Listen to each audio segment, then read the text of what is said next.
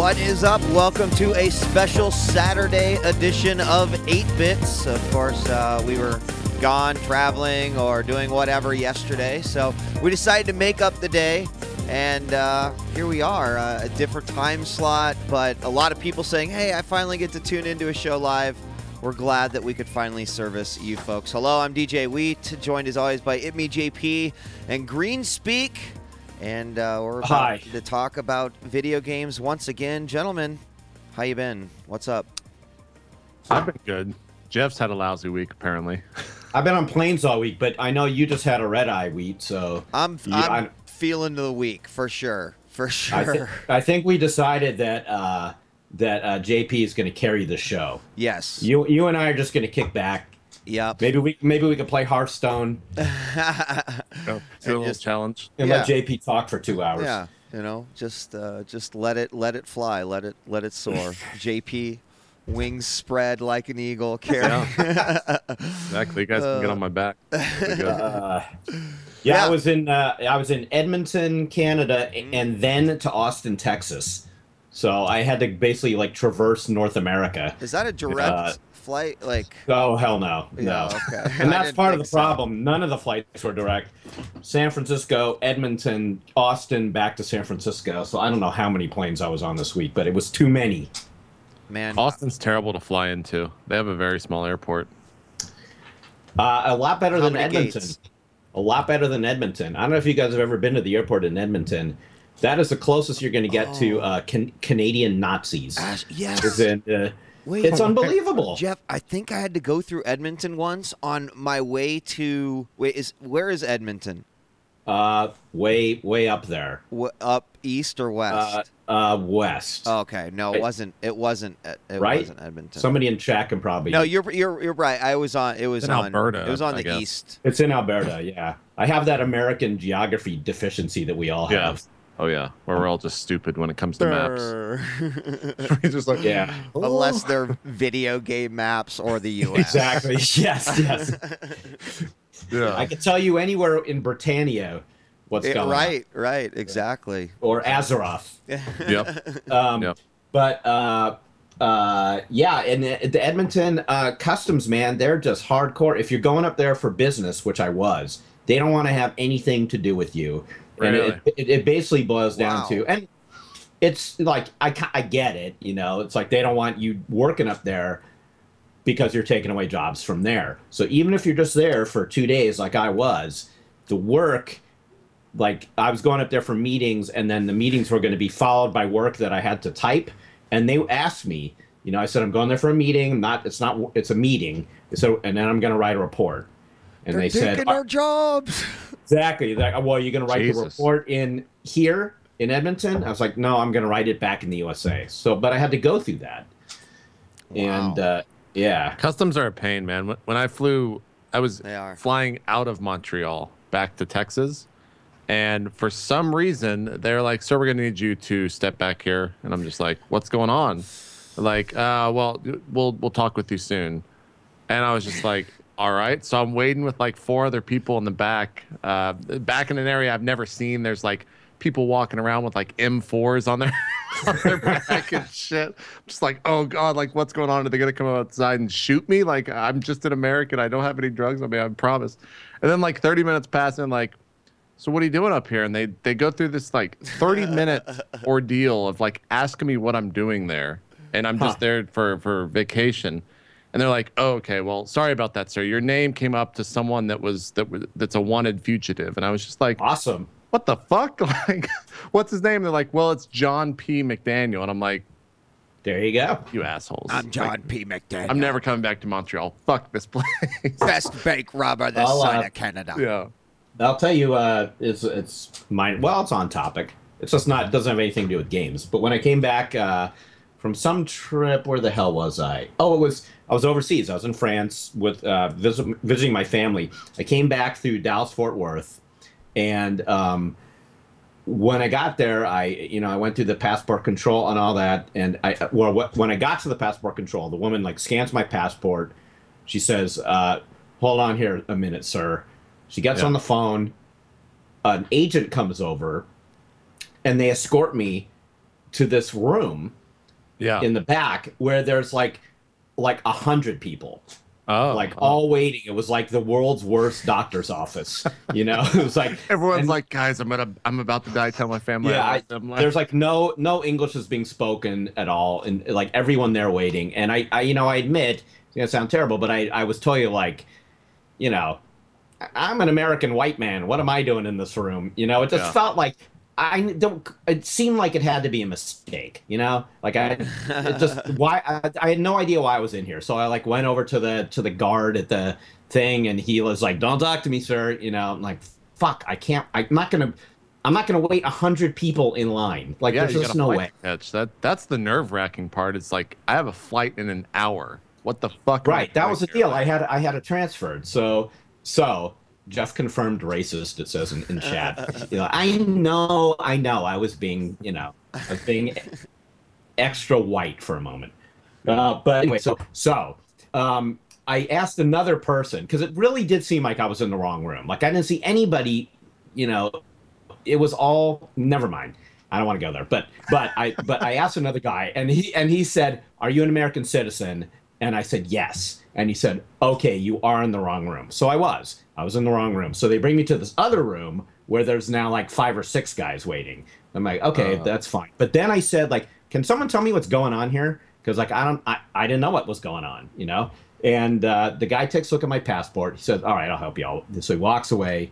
He comes back, and my name was flagged because it's too normal. Because Jeff Green is so generic sounding. God damn that's it, like dude. the best excuse. Like, well, let's just say his name's too simple. I mean, I was thinking it was like, maybe it was like, you know, Reservoir Dogs, like, you know, I'm Mr. Green, and you know, TSA is just so, you know, stupid. Yeah. So I was like, well, what? Like, I've never heard of this. What is the deal? And he's like, well, okay, sir, we, you know, seems like you're, you know, we're tagging you now as an okay Jeff Green. So I was like, how do you know? I might have a bag full of cocaine right here. I need to find you an article that I read a year or two ago about this Afghani security officer that worked in like the Afghanistan airport, whatever it's called, and like he basically just shits all over TSA and says like how stupid of an organization they are, when like he actually just like he'll go through an airport purposefully with shit on him, and they will not find it at all. Right.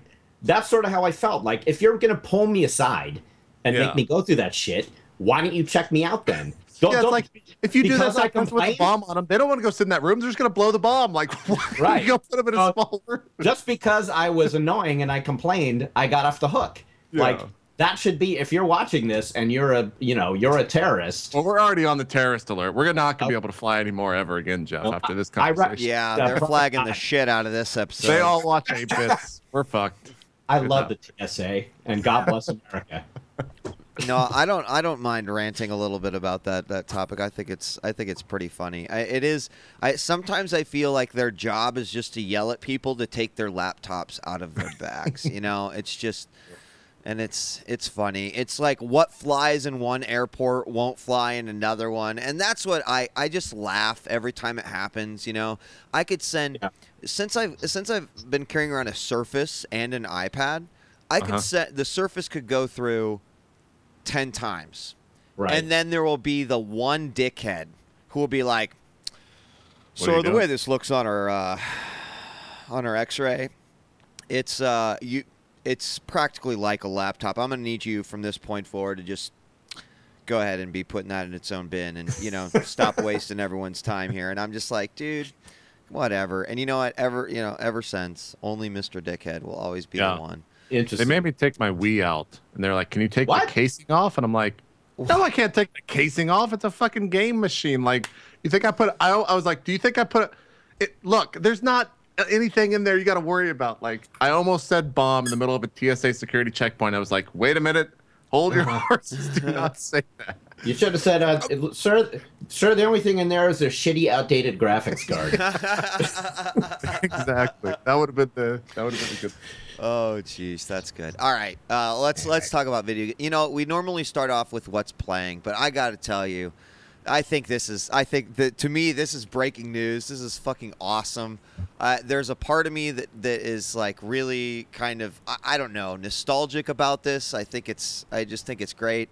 And that is this weekend, I'm sure you guys heard, forever there's been this sort of reports. It's almost turned into an urban legend about the big video game crash of 1983 where Atari just offloaded like all their inventory into some New Mexico landfill.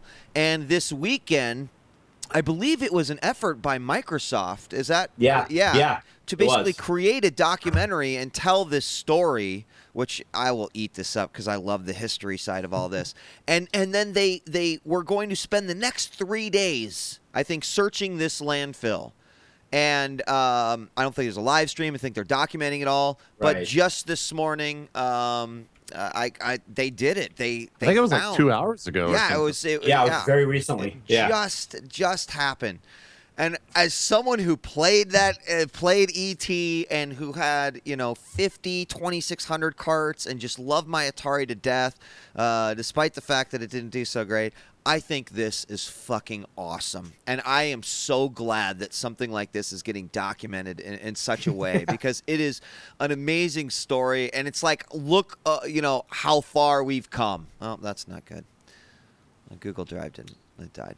I mean, JP, I don't know if you were a 2600 guy, Atari guy, Jeff. I gotta believe you. I think that system came out the year I was born. Oh God. Probably. You know what? I actually didn't have one, but I had friends who had them. So yeah, I was very familiar with that. And of course, that story. The great thing about this is like it's basically been a kind of urban legend in the game.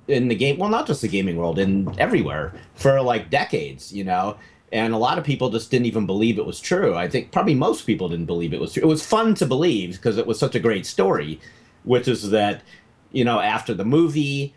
They made a game based on E.T., and the game was so bad, so terrible, and didn't sell any, and they had made millions of them because it was E.T., and they thought they had this big hit on their hands, that they actually took all the cartridges and they fucking buried them in the desert. Like Walter White and his money. They did in the desert. So they just buried all these cartridges, and that was the end of it. And so it's gone on for years that people have said somewhere out in the New Mexico desert are millions of copies of E.T.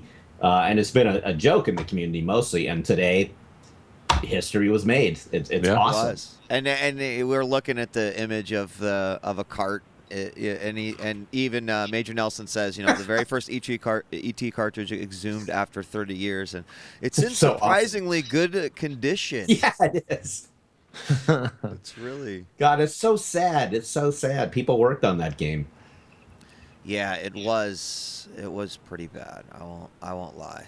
It was hard. I really hope that what they do. I know they are filming it. I hope that they're doing this like in a big way. It would be great to do a whole documentary on that crash, or maybe even the history of video gaming in the last 20 years, and just include this as a piece of it. Would be cool. I think it is a part. I think it the story, whether it's an hour, I don't know, but I have a feeling this is going to be on just Xbox. Okay. Right, at least to begin with. I don't Fair know. enough. I mean, they kind of point to it in this article, but this is an interesting strategy by Microsoft, as they've also got a live action Halo series, and I mean, it's not been alluded to whether or not that is going to be on some primetime channel, but more likely that it would be content available on Xbox for Xbox users, and then maybe depending on the success, they would be able to sell that content to other. I guess if they're paying for the excavation, it's fair. Yeah, and if it's amazing, maybe they release. I don't know. I mean, no one knows if they're going to be able to. I assume they've got some great people working on a lot of these projects, so I have to assume that this will be good content. But it's weird, right? Like, I think about it too because Microsoft is a game company / software company. And there's this trend of like, yo, let's just make content. Netflix, Hulu, anyone who's got a platform to speak to their audience, something like that. They're all moving towards this. Even Sony. Sony's picked up Powers. Did you hear about that? Picked up the comic? What do you mean? Really? Wait, what? Yeah, it's the comic Powers. Yeah, I know that comic. Bendis, right? Yeah, so Sony bought the rights for Powers to put on the PlayStation Network. It was originally going to be on FX. They made a pilot. And Sony picked it up. I mean, there's just all these little tiny content grabs happening everywhere. That is weird. And then I read awesome, by the way, really, awesome really comic. good. Really. Yeah, it is. What were we gonna say, Jeff? Well, it's maybe a topic for later if we talk comics. But I just found out that Amazon bought Comixology. They did. I didn't know that. I told me and Wheat were out at the bar at PAX East, and I leaned over to him and was like, "See, Amazon bought Comixology," and he like sets down his drink and he's like, "Are you fucking kidding me?" Yeah. I'm like, "Yeah, dude, it's like it happened. Yeah, it's not that big a deal." He's like, "Hold on." He like whips out his iPad. I'm like, "Where the fuck was that from?" He's already like getting all into it. Reading about it for the next hour. I think it's really interesting. I mean, Amazon has had comics available for Kindle format for a long time, and this sort of like brings it all together. Now, what's interesting is that there's been a lot of back and forth in the comics world about, hey, is this a bad thing? Is it a good thing? You know, I personally think it's a good thing. I like the moves that Amazon's making. But today, just today, they released a new app. They actually retired their old app, and I don't know, it's like it's just a reader. I feel like they're forcing me to go to their page to purchase my comics. Just a reader? Well, you can search for comics, but there's no like intelligent curating like happening like it was happening on the I wonder if they're getting off of that because Amazon was like, we don't want to give Apple any more money. We want it all on our own shit. Yeah, I guess maybe that is why. I downloaded it, but I haven't used it yet. Oh. But I did notice that on the App Store, the reviews are like at 1.5 stars right now. Oh, you know what, JP, though? That makes a lot of sense. Well, yeah, Amazon, because Apple takes a cut of that. Yeah, Amazon they do. They do. That makes a ton of sense. Because anytime you buy something through Comixology, if you don't buy it on the webpage, they do take a cut of that. Oh, that's interesting. That makes me look at it from a different perspective. I still hate the fucking app. Like, I mean, I go to Comixology every day. That's what Amazon does with the Kindle stuff. You can't buy any books. That's right. On the actual, the actual Kindle or whatever, right? You used to be able to. Amazon originally had a Kindle app where you could buy things, and that's long gone. Yeah. That's interesting. Yeah. All right. Well, let's talk about some video games, right? What the hell are we playing? We're just ranting. Yeah. What have you guys been playing? I have three distinct, very simple games that I've been playing all week. So I'll let you guys go first because you've been traveling, so you probably have some mobile or interesting games. I do. All right, I'll start off. Okay. So this is my what I'm currently addicted to on mobile. That's not called Hearthstone. I'm gonna find a page of it if I can. It's called Slingshot Braves, you guys. Slingshot Braves. It follows once again. It follows the same concept of a Puzzles and Dragons type game where you're sort of building a team and you're going out and doing missions. But the mechanics behind it are much different and pretty unique. You know, I know that there are some titles that are kind of going this direction. But this one is kind of cool. So what you do is the way the gameplay works is you have 3 warriors and you have 2 on the field at any time. And you actually slingshot them. So you pull your little arrow back from your guy and then you send them launching. And then they bounce off the enemies or they bounce off your teammates and you rack up combos and you do more damage as you do more combos.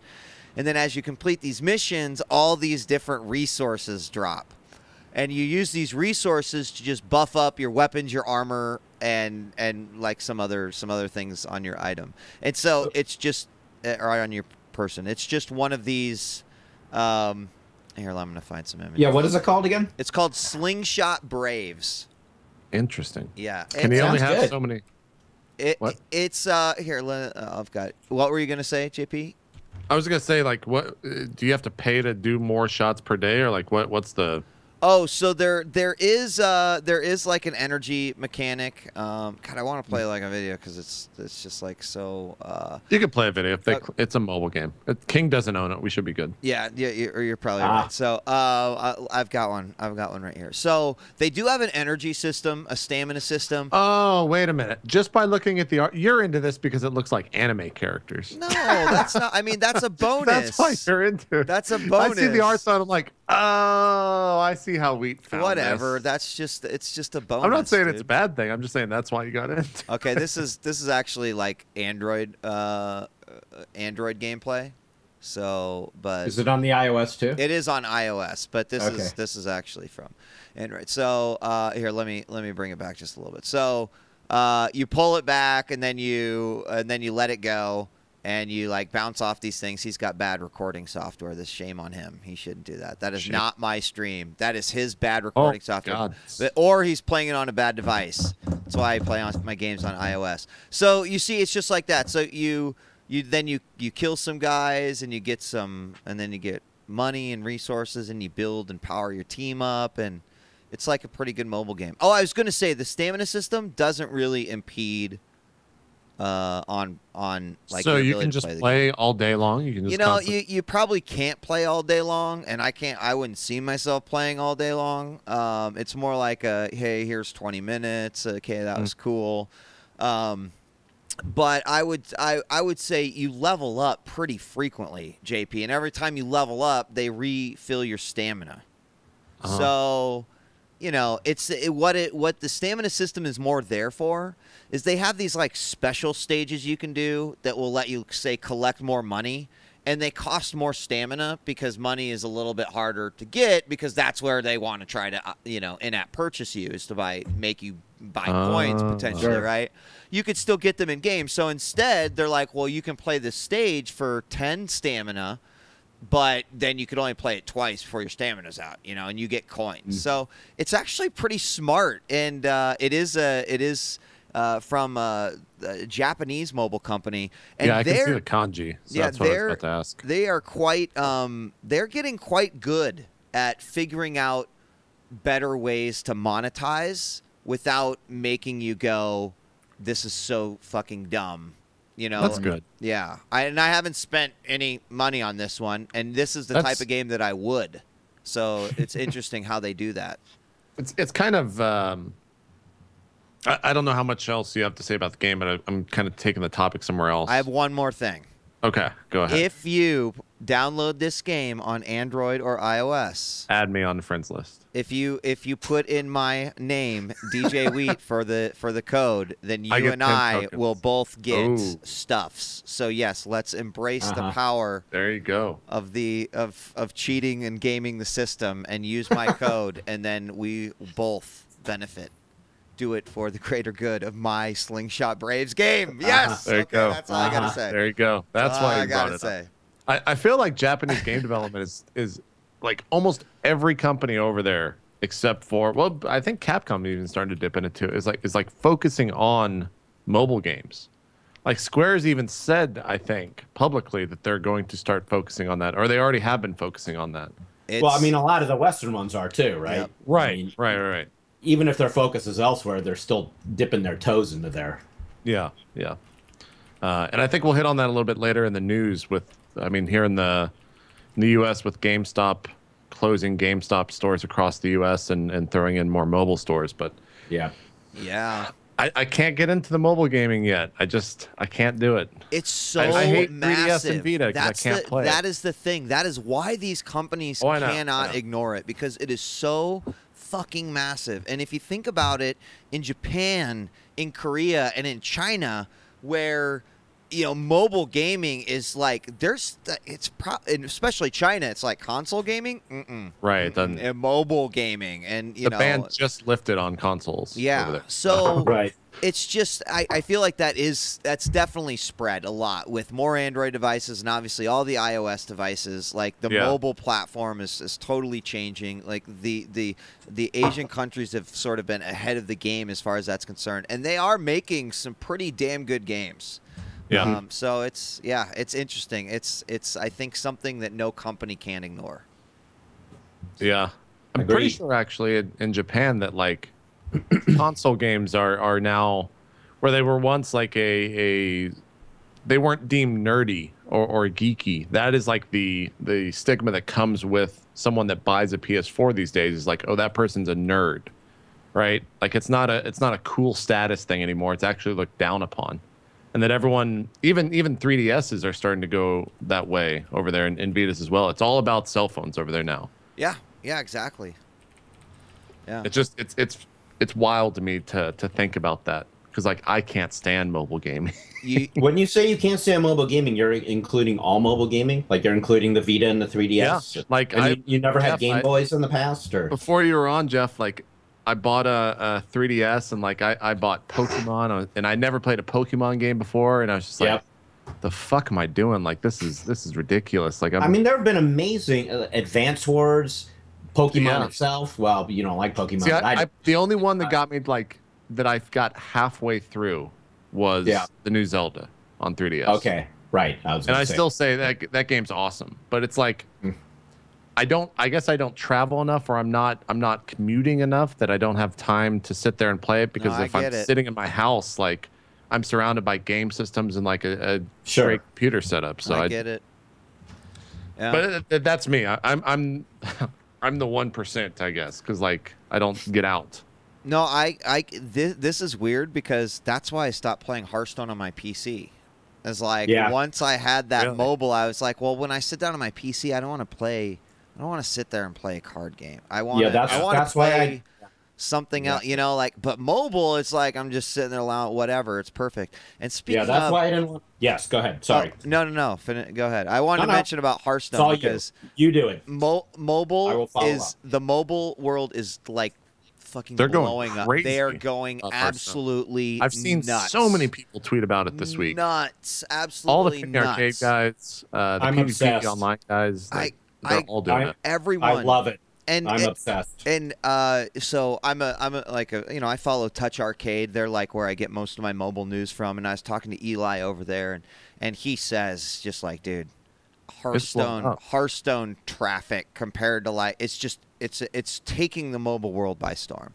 And it's deserved too. It is. Yeah. Yeah. I mean, that is the game I played the most, and I've been on the road, and so I haven't been able to sit in front of a console or PC. So, that's been the game for me, and I didn't play it on PC for exactly the reason you said, Wheat. I didn't want to play a card game on my PC, but on the iPad, it is the game. I mean, and I like it so much, and I know it's going to sound like hyperbole, but I don't think my opinion will change even as time goes on. Is that I would have happily bought an iPad just for this game, and I would not have been disappointed. Like, I think this is like a killer app. You were saying last week that people were buying iPads just for Hearthstone. Like that's what I heard. At and Twitch, now that at least 6 or 7 people, day one, boom, iPad in their hands. I know Sean bought it. I don't know if it was for Sean bought an iPad. I don't know if it was for Hearthstone or just for other reasons. Come on. It was for Hearthstone. Right? Like, I bet you Sean had a million more reasons. But the reason was the deal breaker, was Hearthstone. I've been trying to sell Sean on an iPad for comics for like, dude, it's so good when you're traveling. Like that bag gets really heavy with and so that was probably I'm going over. The tipping point happened right there for sure. Yeah, last night I was sorry, go ahead. No, please. Well, please, last time when I was on the plane, I had Hearthstone, which of course you can't play on the plane because you need a connection. But I also had FTL, my comics, and Alien, the movie, downloaded. And I was just sitting there thinking, like, this is the greatest invention of all time. Of all time. I've got comics, games, movies. It's great. I can't help it. I love it. Yeah. But Hearthstone is amazing. And, as I was playing it this week, I was thinking about how, Blizzard, they've you know, they could do no wrong for forever. And then they've been in a bit of a slump, right? I mean, Diablo 3 didn't go so well at launch, and you know, they haven't released anything new in frickin' forever. And it just, you had to wonder, like, have these guys, I wouldn't say jump the shark, but they were definitely in a slump. And when this was first discussed, I was like, wow, and now they're making a card game? Like, I don't know. But after playing it for a week, my feeling is this is a AAA game from Blizzard again. Like, it just happens to be a card game. But it's so masterfully done. It has all the Blizzard touches of everything works. It's, you know, even the little touches like the matchmaking, that spinning thing, all the stuff, all the aesthetics of the game are awesome. And then even the free-to-play stuff this is like, if this game had come out when all the gaming started really happening on iOS, maybe we would have had a better model for monetization. You know, because this one, they actually did it in a way that it's just not fucked at all. It's like completely fair. You can play this game for forever, basically for nothing. You could just, but what you know, and a lot of games say that, but it doesn't really follow through. You know, in beta, Jeff. Yeah. It was fucked. Was it? You had to win, I think, like 3 games for 5 gold. And the quests were a lot. Oh yeah, it was okay. That was bullshit. But you know what? It was wise. They didn't know, right? I mean, until you have it out there and you can see, okay, how fast can these people, you know, grind out all this stuff? They put it into the wild. Thousands of people are on it. They're like, okay, people obviously are bitching about it. Whether they analyzed their own data or they heard what was spoken by the community. They made those adjustments, and I think it was – I have to agree with you. I think that it's quite fair now. And, I mean, I've spent money, and I'll probably still spend some. But I think that for someone who's not is non-committal, I think that it's a really good experience. And it's not going to stop you with stamina. It's not going to be like, oh, you've played too many games today, buddy. You know, you can play all day long and not spend a dime. Yeah. And, you know, it does. You do have to work for it. I mean, you know, you have to win what? You get 40 coins for 3 wins, or you get 10 coins. 10 coins, I believe, for every 3 wins that you do, whether that's casual or ranked or whatever. And then the quests have increased, obviously, significantly. So you can get 40 coins there, you know, 100 40 coins gold sometime. You know, there's obviously a lot of quests that you're unlocking throughout. Right. Yeah, I mean, all I've spent money on, and I have spent $10 in a week, has been on arena mode. Yeah. Because arena is just awesome. It's fun. And that was where that was the danger point for me. Like, because I basically did it over and over the course of a couple days. I was like, $2. $2. I was like, nope. And now I've made a rule to myself. I can only play arena with the coins I've earned. Like, I have to earn my way back into the arena. Of course, I'm going to break it. I'm going to totally break that. But that's what I'm saying today. Yeah. Since I'm not going to. I can't wait to hear how that goes. I think I probably said the same thing one time, but.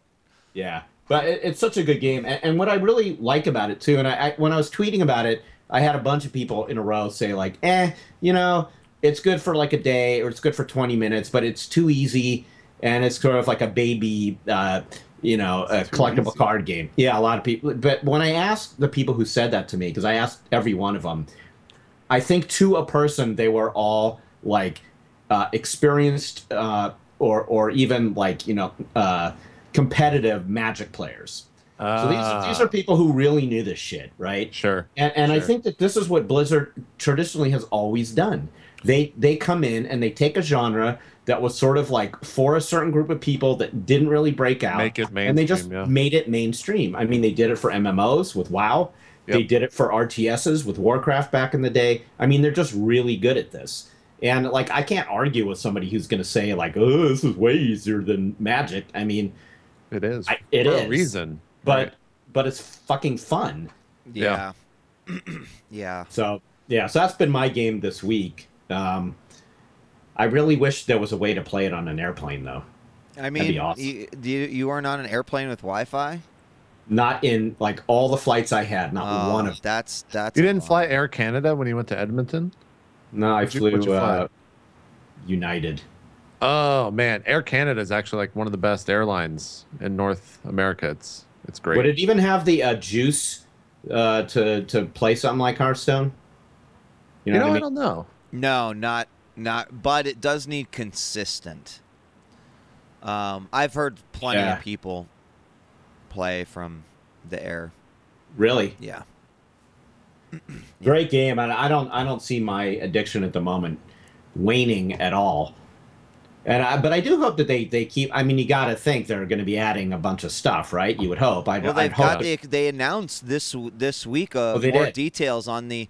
So they have an expansion coming out, and the way the expansion is going to work is really cool. Now, first off, I'm assuming it's. I don't know. I assume it's free to play. You have to buy the pack, yeah. I would think if you update the cards, you have to update them for everyone, because then segmentation starts occurring and it becomes Battlefield all over again. Maybe they haven't. Maybe they haven't quite explained how that. But it is going to integrate in, and the way it's going to work is that it's like a single player experience where you are entering. Imagine you're doing a raid, but it's Hearthstone battles. And so you will go through these bosses, and as you beat these bosses, you will unlock the various cards. Cool. The new cards. And the cards all have a focus on death rattle. Like it's sort of maybe like an undeadish type of theme. And they've already announced a couple of them, but it sounds cool. So you won't ever have to buy a pack to get those cards. So it might be interesting if they're like, if you pay $9.99, then you are guaranteed these 30 cards as long as you play through the experience. What do you think about that? Would that? I'd do it. I mean, I would do it. That sounds like a no-brainer. Chad is saying the first wing is free, and then wings 2 to 5 are not free. They're purchased with either gold or money. All right, that's okay. And I'm okay with that's fair. That. Yeah, that is fair. That is fair. Thank you, chat. And that's what I'm liking about this. Like, it all feels fair. Like $2 to play Arena is fair, because that, to me, that's like sitting down at a blackjack table or something. If you're good, you can keep playing. It's right? Very true. And for $2, you can get a lot of good gaming in there. And if you stink, well, sometimes you have shitty luck at the blackjack table. Sure. But you're paying to sit down, and if you don't want to pay to sit down, you can play regular games. You can play ranked games. I wanted to ask you guys: do you have a favorite class yet, and a favorite deck? I have like my own internal meta that happens within my head. So is it when you lose to a bullshit card, you're like, that card's fucking overpowered? I mean, it's built from that, JP. Okay. Exactly, and it's like watching other people and like so. I go from hating and loving different heroes all the time. Sure. Like currently, for some reason, I'm really liking Shaman right now. And I always love to play mage and just blow people up. It's just because it makes me so angry. They got to nerf mages, man. They got to nerf mages. Oh, man. Yeah. Oh, man. So Paladin has been the one for me, surprisingly. I've had the most wins in ranked games with Paladin by far. And I think it's the combination of the offensive-ness plus the constant ability to heal. I've found myself virtually indestructible lately, but I would say you mentioned Shaman. Shamans have been the ones who have kicked my ass the most in anything I play right now, even more than mages. So I'm not good at that yet. So I gotta start playing around with Shaman. This morning I was playing around with Warlocks. Because that's what I played when the game first launched back in beta or whatever. I haven't played since then. Yeah, I want to get my head around it, because it just seems like when I first played it, the first few decks, I was like, wait a minute. To use my hero power, I lose 2 damage every time? Yeah. Like, fuck that. That seems like too risky. but I played a couple guys last night, and I saw them doing it really well, and I could start to see, how it works with if you got a bunch of demons in your deck. So, anyway. Yep. Sorry, I could just keep doing this for 2 hours. No, I mean, I think but it's why awesome. not? Why not? I have a really bad issue with rage in that game, and I've talked to Wheat about this before. I also played against my friend Day9, who's like really, really good at Hearthstone. Yeah. and he's really good at Magic the Gathering as well. So that obviously like came into Hearthstone. But like playing against him, I played the Warlock, and do you know the Jiraxis card, Jeff? The legendary. No. So you play it, and it replaces your hero with Jiraxis. And you get 2 extra abilities, and I think you get set to 15 HP unless that card's been changed. Okay, I have seen that card. Yeah, And so I didn't really get it though. I was terrible at Hearthstone at that point because like all my build was like, all right, I got to get Jiraxis out. Let's let him get me low. I'll kind of whittle him down, and then I'll play Jiraxis at like 2 HP. So that was my fun with the game, was like getting someone down to like 5 HP versus 5 HP, then being like, all right, I played Jiraxis, and then they just get really upset because that card was really bullshit until people learned that it was actually terrible. But like I haven't played since then. The like top decking or whatever the term is, for like drawing a card that's really, really good in that situation, just sets me on tilt. I just get so upset.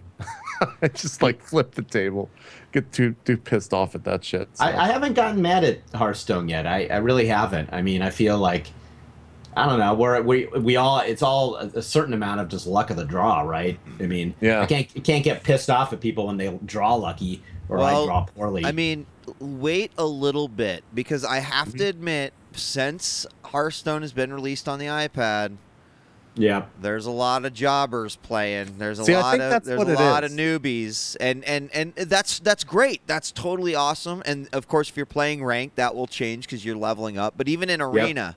Like I feel like I've been playing on PC and really against guys that have been playing for months and months and months and months, and now you're just getting this flood of new players. They're still figuring out the game. Sure, they're changing the meta a little bit because they're willing to like not play mathematically and just kind of play, however. So I think that's good. But I have noticed, like, I've been like, wait, why did you do that? Or and it's everyone does it, right? Starts, like Pete. you put the order of cards down. What do you mean? That's how the rage starts? There's something psychologically that happens when you understand a game to a certain point, that when you play against someone and you question their methods and their decision making, you're just like, in your head, you're like, oh, this guy's actually an idiot and I'm better than he is at this particular game. And then he does something that just like completely befuddles you and destroys you, and you're just like, I just fucking lost. This guy's never played. Like, this guy can't count to 5, and I'm fucking losing right now. Like, I love this. That's what I love about it. Maybe because sometimes I'm that guy, but I find that, like, definitely when I started, I know I was pissing some guy off. I could just tell, and even though there's no chat. And I think he ended up beating me, but I got the game went on way longer than he was expecting. He thought he was going to, clean my clock. But I do think I find that amusing, even when I'm not going to say I'm good, but I know I'm tolerable. I'm okay. I'm average. My win-lose is probably, if 50-50, maybe 45-55 win-lose. But when I play someone like that, I don't know, it doesn't bug me. I just feel like I was that guy once. My personality. It's like I have a very competitive personality, and when the control in something like Hearthstone is quote unquote random, it just sets me on tilt when they draw something that is like the perfect card. And I'm just like, this motherfucker can't fucking... This guy couldn't drive a goddamn car, and here he is getting this fucking card. Like, what in the fuck? And I just get so upset. I get really tilted. That's just. I guess that's the type of person that I was gonna say it's just a game, JP. Oh, except, yeah. Except I 100% except I practically tossed my iPad across the plane. Oh, here it is. Because of FTL. Yeah. Oh, okay. Yeah, that fucking game. Just when you think everything's going well, boom! Anti-scout with drone support, 2 beam drones, fucking ion. No. See, and that game's not actually rage-inducing for me. Like, really? I understand. Like, when I'm doing well, I already prepare myself for. That's it. I'm what's gonna ready happen. for I'm it. like, I'm expecting this is about to go really bad. I don't know what's gonna happen. But let's hit next, and let's just assume that I'm about to lose the game, and then I'll restart, and it's all good. It's going to happen. And then I hit next, and like bad shit happens. Yeah, I guess you know. Last night on the plane, I was thinking about remember in the Tetris days, it always felt like people would always say like the game knew. The game knew you needed the skinny piece, and you wouldn't get it for forever, and then it would come at exact wrong time, and you would just be like, "Fuck you, Tetris!" Like you knew I needed that piece, and that's how I've been feeling about FTL lately. It's like it knows. Like I was having just one of those dream runs where my crew was full, I had everything, my shields were up, I had the whole thing, and then I was thinking, this is it. This is going to be the one where I just power through, and I hit one sector. And it just threw everything at me at once. Yeah. Like, I'd actually never seen this before. There was like an entire boarding party of intruders. There were like 5 dudes. Yeah. All at once. Yeah. There was a solar flare. It was like every fucking thing that could happen. And I was dead. Like, I was at full, my hull was at full health. I had a full crew. I had the whole thing, and I got wiped out. Oh, and that was the moment where I took the iPad and I was like, Jeff's like, I'm gonna watch Alien. All of a sudden, like, fuck! Right, I didn't do that, but I decided to watch Alien instead. Like, I gotta channel this rage through that movie. See, that happens, like, there are definitely bouts of just, like, the fucking god damn it. And I just sit there and I'm just like, fuck. Like, god fucking damn it. How did that just happen? Then I just hit new game and, like, it's already gone. Like, that just leaves me. So it's very quick bouts of rage. I should just hit restart quicker. If you try to sit there and think about it, it's just going to make you more upset because then you realize the mistakes. Yeah. If I'm in Sector 1, dude, I'm like a speed runner. You know, like, just like, oh, nope, I didn't like that. Oh, shitty start. Okay. Oh, this is where we go. Yeah, right. Yeah. I got to do that more. I you know what? I haven't even really thought about doing that. I like take every one as it comes. Like, I mean, if it's the Sector 1, that's the only time. Once I'm like past Sector 1, I'm like, I'm committed.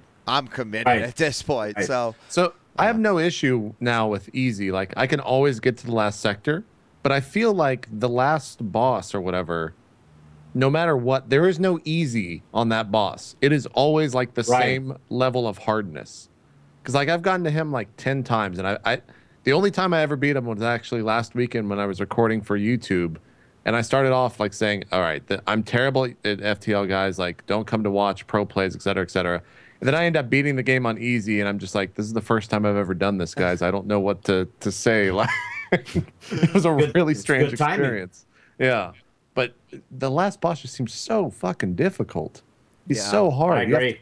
You have to prepare in so many different ways that you don't even realize until you play against it and lose against it. Mm-hmm. Yeah. And I guess that's what FTL is, right? It's a game of learning all the things that can happen to you. Mm-hmm. And being prepared for all of those things, no matter what comes at you. So now it's a great game, but I hate it. Oh, it's an awesome game, yeah. I mean, we've talked about FTL a ton. Let me still keep it on FTL, but take it a different direction, because when I was playing last week in chat, like, there were 5 or 6 guys who were like, you got to play the Captain's Edition. Like, Captain's Edition. So I've heard about that. What does that add to it? Go play the Captain's Edition. And I'm like, and I think that's because TB made that video on it that the internet. Yeah, that was probably it. So it's basically like it takes the new version and it overhauls it even more. But you guys, like, I'll just scroll down here a little bit. If you play, and you're already seeing why I didn't do it immediately, because this is the fucking instructions, which are just like, oh my god, you know, why can't it just be like, press this button and it happens? But like, there's battle stations in it. There's all these different ships they created, a cruiser extension. They've got new enemy classes. They like redid all these weapons, so now there's like a shitload of new weapons and all sorts of new stuff. Wow. Yeah. I mean, it's like a new game basically. Well, for me, stealth drones and shit. I'm an FTL purist, and I don't download any fucking mods. I will keep playing FTL, but this does look badass. Oh, this definitely looks like something like once I get bored. Look at how many different aliens there are. That's totally awesome. Once I get bored with like the I guess the main or the vanilla game, then I'll definitely get something like that. But I don't see myself ever getting that bored yet. No, yeah, I mean, you're right. You could definitely. They added like all sorts of different new scenarios that can happen, and can let you get new stuff. And It's all for free, right? You don't have to just... Yeah, you just... Oh, nice. Well, you got to own the game. Sure. Right? Yeah. So it's truly a mod. Planetary defense weapons detected. Oh, they added a new hazard. That's a piece of shit. You know what? Maybe I'm not. Did you guys get a chance to watch Lethal Frag at all? No. I caught him a few times. I think he's up to like 12 or 13 ships now at a 36 on hard mode. But like some of the stuff he does, I've actually like taken because it's such like a smart play. Like Jeff, when you get boarded by 5 people, yeah, he immediately opens all the doors, closes the 2 doors on the med bay, and then no matter how many crew he has, he sits there and clicks above and below the room, so the unit just keeps walking through the med bay and never dies. Oh wow! And I was like, I never thought about that. Like, yeah, I never thought about that. Because you can only fit like 2 or 4 people in there max. Yeah, I think. But if you keep walking them through there, they still get the health. Oh, interesting. So like when he gets boards, that's what he does. And I was just like, it's really smart. Like this guy gets it. This guy understands this game. So yeah, that's awesome. FTL is good. You guys should play it. It's a great game. Great game. Should we? Well, maybe we've got something else, and then I can't. I'm really interested to hear JP dive into Archage, but we should probably do that after our break. Yeah. I have Dark Souls 2 on my list, but of course I don't get to play it until tomorrow. And that's why I cry. What? You can't play it today? You know, I'm just after getting 3 hours of sleep, I'm a little tired. Yeah, I want to so badly, but I also like know that I need myself to be 100% when I dive into that, JP. Yeah. So, Oh yeah. I'm not playing this, but I just want to show people about it. Let me show this really quick. I'm a big fan of Jet Set Radio. Okay. We'll do this. We'll take a break. We'll talk about Dark Souls afterwards. Yeah. Yep. Yeah. And Archage. Yep.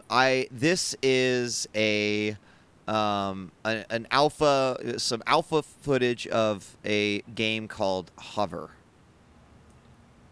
and it is inspired by games like Mirror's Edge and Jet Set Radio.